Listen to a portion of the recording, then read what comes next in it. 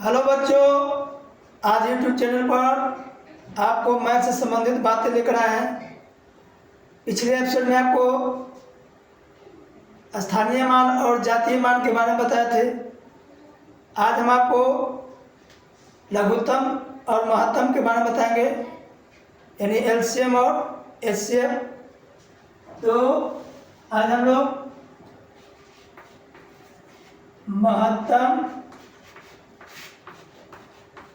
समापवर्तक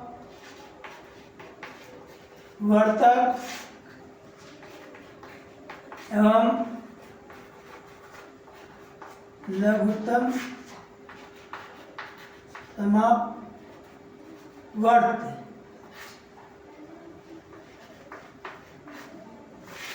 बारे में बताएंगे। महत्तम समापवर्त यानी महत्तम माने सबसे उत्तम, यानी कहता है महत्तम समापवर्तक।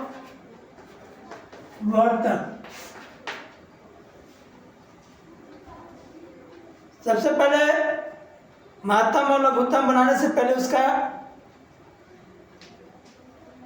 परिचय जानेंगे परिभाषा के माध्यम से। कहता है कि वह बड़ी से बड़ी संख्या, वह बड़ी से बड़ी संख्या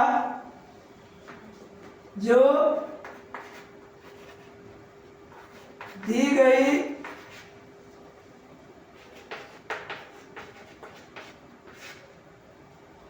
संख्या को, वह बड़ी से बड़ी संख्या जो दी हुई संख्या को पूरा विभाजित करे। वह बड़ी से बड़ी संख्या जो दी गई संख्या को पूरा विभाजित करे, उसे महत्तम समापवर्तक कहते हैं।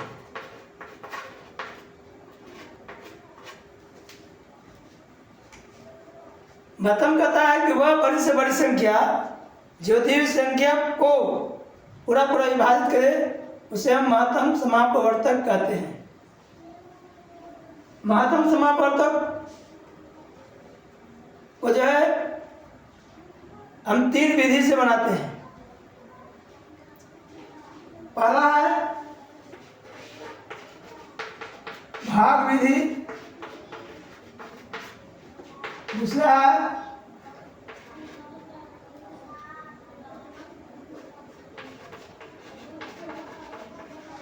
गुणनखंड विधि और तीसरा है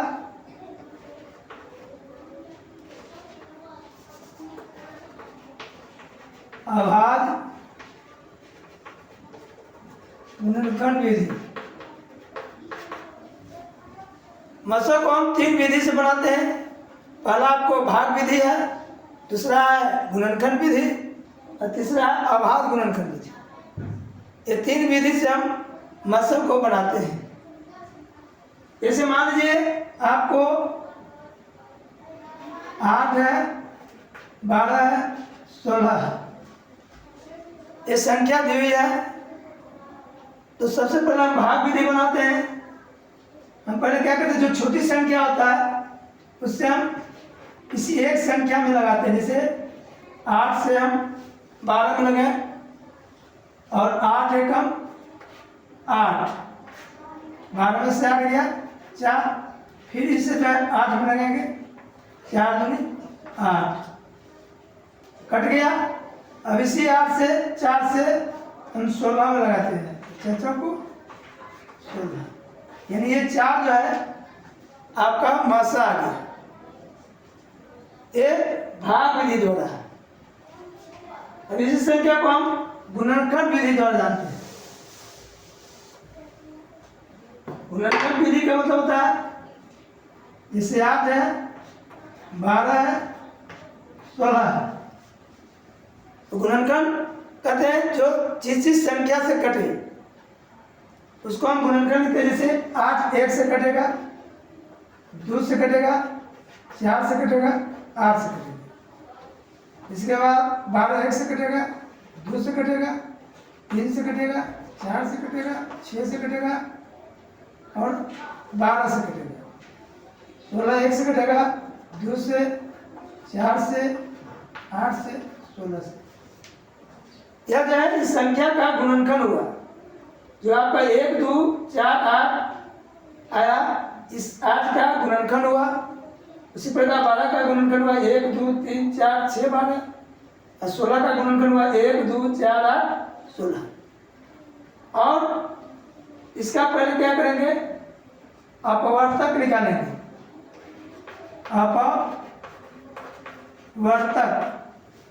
अपवर्तक कहते हैं कि जो संख्या सभी में मिले, यानी आपको 1 मिला, 2 मिला, 4 मिला, ये 3 संख्या मिला, 1 2 और 4। इस संख्या में जो सबसे बड़ी संख्या होती है, यानी 4 सबसे बड़ी संख्या है, परिभाषा करें तो वह बड़ी से बड़ी संख्या, यानी सबसे बड़ी संख्या 4 है, जो दी हुई संख्या को क्या करता है, पूरा विभाजित करता है। इसको हम अपवर्तक विधि निकाल कर जो है पहले गुणनखंड निकालेंगे, उसको अपवर्तक निकाल कर हम मसा ज्ञात करते हैं। फिर हम मसा लिख देंगे, मसा बराबर 4। ये विधि जो है गुणनखंड विधि निकाल कर जो है अपवर्तक निकालेंगे और उसके बाद मसा ज्ञात करेंगे। तीसरा है आपका अभाज्य गुणनखंड। अब इसी संख्या को हम अभाज्य गुणनखंड की विधि निकालते हैं। जैसे 8 कटेगा 2 गुने 2 गुने 2, 2 दूनी 4, 4 दूनी 8। उसी प्रकार 2 दूनी 4 चढ़ती है 12, 2 दूनी 4, 4 दूनी 8, 8 दूनी 16। तो इसमें जो है आपका गुणनखंड निकल गया, आपका गुणनखंड अभाज्य गुणनखंड निकल गया, 12 का अभाज्य गुणनखंड निकला और 16 का। और इसमें हम क्या करेंगे, जो संख्या मिलेगा, यानी आपको 2 मिला और कोई संख्या नहीं मिला, जो संख्या मिलता है वही क्या होता है, संख्या का मसा होता है, यानी मसा, यानी 4। इसमें भी आपका मसा आ गया। तो हम मसा को 3 विधि से बनाते हैं, भाग विधि, गुणनखंड विधि और अभाज्य गुणनखंड विधि। महत्तम समापवर्तक का नियम हुआ, जिसके माध्यम से हम महत्तम समापवर्तक ज्ञात करते हैं। अब चलते हैं हम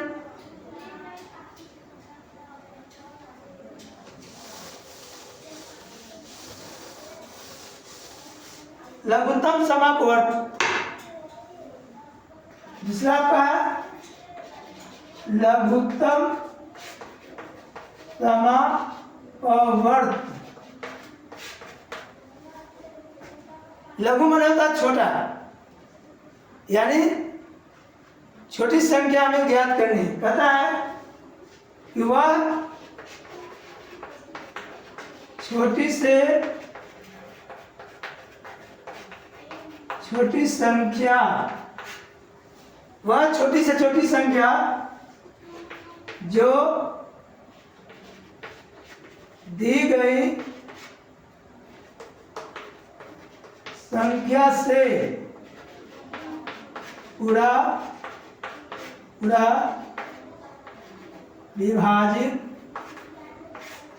हो, उसे लघुत्तम समापवर्तक कहते हैं।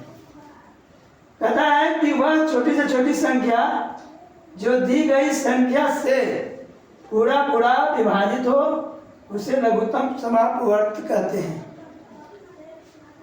लघुत्तम समापवर्त को भी 3 विधि से बनाते हैं। पहला है भाग विधि, दूसरा अपवर्त या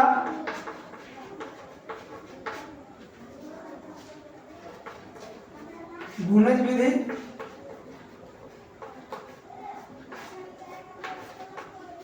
और तीसरा है अभाज्य गुणनखंड विधि। लघुत्तम को भी हम 3 विधि से बनाते हैं। पहला है भाग विधि, दूसरा अपवर्त विधि या उसको हम गुणज विधि भी कहते हैं, या फिर अभाज्य गुणनखंड विधि। ये 3 विधि से हम लघुत्तम निकालते हैं। जैसे मान लीजिए आपको संख्या है 12,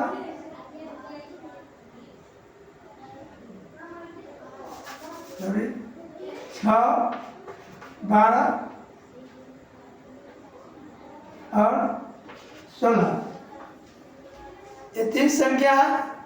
इसको हम भाग विधि द्वारा बनते हैं। पहले भाग विधि यानी 2 से लगाते हैं तो 3 6, 2 6 12, 2 8 16, फिर 2 से लगाते हैं 3 3 6 7 8, फिर 3 से लगाते हैं 1 1 4, यानी 2 गुने 2 गुने 3 गुने 4, 2 गुने 4 4 12 बच्चों 48। इस संख्या को हम भाग विधि द्वारा लघुत्तम ज्ञात करें। अब इसको जो है अपवर्त या गुणज विधि मान 6 12 16, यानी इसको हम गुणज करते हैं। 6 1 कम 6, 6 दूनी 12, 6 3 18, 6 4 24, 6 5 30, 6 6 36, 6 42, 6 48, 6 9 54, 6 60। इस प्रकार से हम 6 का गुणज निकालें, ये 12 का गुणज निकालेंगे।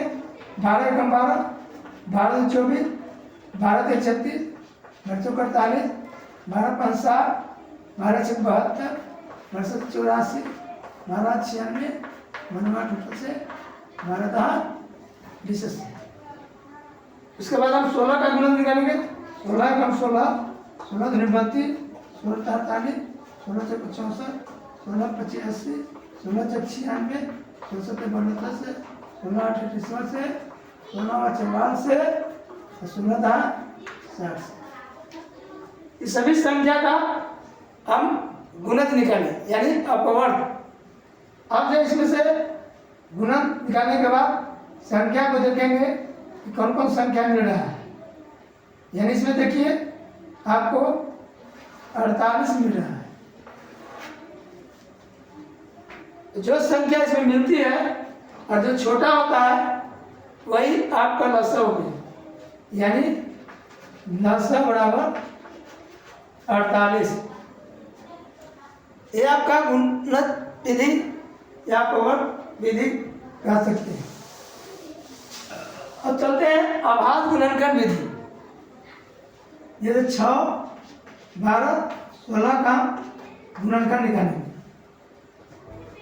2 गुने 3, 2 दूनी 4, 6 3 12, 2 दूनी 4, 4 दूनी 8, 8 दूनी 16।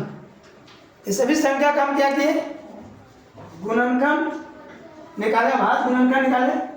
अब इसमें क्या करना है, लसा ज्ञात करने के लिए आपको जो सबसे बड़ी संख्या दे रहे हैं इसको ले लेना 2 गुने 2 गुने 2 गुने 2। ये 2 लेने से आपको सभी 2 इसमें आ गए, ताकि फालतू बचे 3 गुने 3 यानी गुने 3। 2 दूनी 4, 4 दूनी 8, 24, 24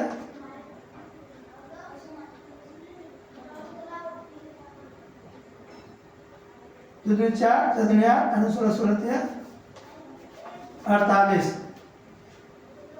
यानी इस प्रकार से जो है संख्या को लेते हैं और उसके बाद निकालते हैं 2 दूनी 4, 4 दूनी 8, 16 16 48। तो सभी संख्या को हमने भाग विधि, गुणज विधि और अभाज्य गुणनखंड विधि द्वारा मसा और लसा ज्ञात करने के लिए बताया।